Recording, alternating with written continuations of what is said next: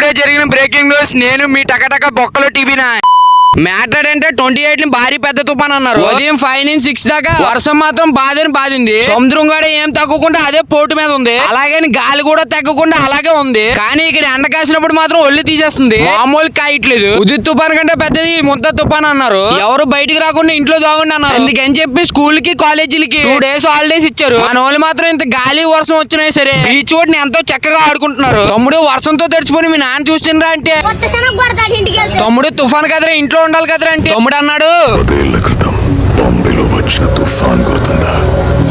ఉదిత్ తుఫాన్ మాయకి ఎవడన్నా భయపడతాడు కానీ 101కి ఎవడు భయపడతాడు అంటున్నారు.